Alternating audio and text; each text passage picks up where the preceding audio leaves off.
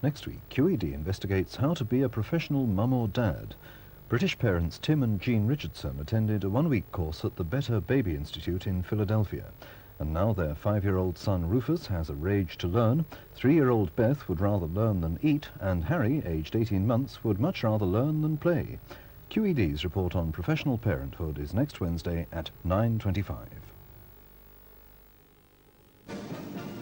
Between 1945 and 1963, 2.5 million young men were conscripted into the armed forces. In Called Up, ex-national servicemen, many of them familiar faces, remember those 2 years of their lives. Had I known what it was going to be like, I would have thrust a nail straight through my eardrum. 17th of November, 1960. National service begins. Friday, 18th of November. Hell. Saturday, 19th of November. Hell. And then it goes blank.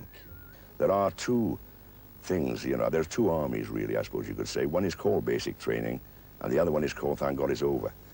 And the basic training bit was totally murderous. I suppose it was character building in some obscure way, I'm not very sure. Called Up is next Tuesday at 10:15 on BBC1. In Arena on BBC2 shortly, 3 Steps to Heaven examines the legend of the rock star Eddie Cochran. Here on BBC1, Harry Carpenter presents Sportsnight.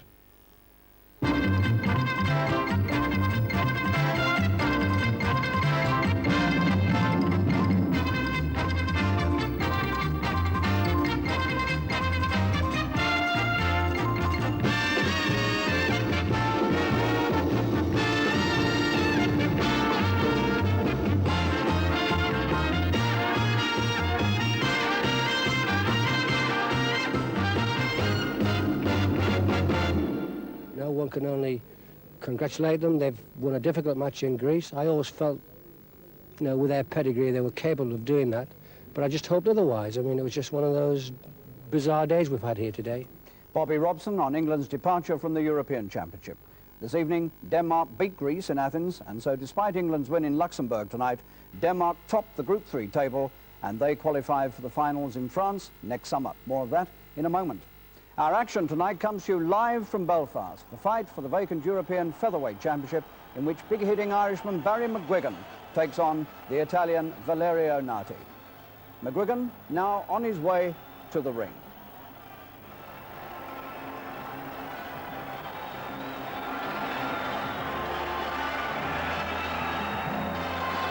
Well, that gives you some idea of the excitement there. Great boxing in prospect from the King's Hall in Belfast, and that's coming up for you in just a moment. And we pay tribute to one of Britain's finest golfers, Di Rees, who died earlier today. But first, full details of tonight's football from David Icke. Well, England were always struggling to qualify for the finals of the European Championship from the moment they lost to Denmark at Wembley in September. And the end finally came today when Denmark beat Greece in Athens. They won 2-0 with goals from Elkjær and Simonsen, and that clinched their place in the finals despite England's 4-0 win in Luxembourg tonight. Brian Robson, the England captain, scored 2 of the goals. Mariner and Butcher got the others, but the 2 points were not enough. This is the Group 3 table then. Denmark go through, just a point clear of England, and what a disaster that Wembley defeat has proved to be. A night of great disappointment for England, and after the match in Luxembourg, the England manager Bobby Robson talked with... Bobby, for some very obvious reasons, that must have been one of the most difficult games ever for you as a manager.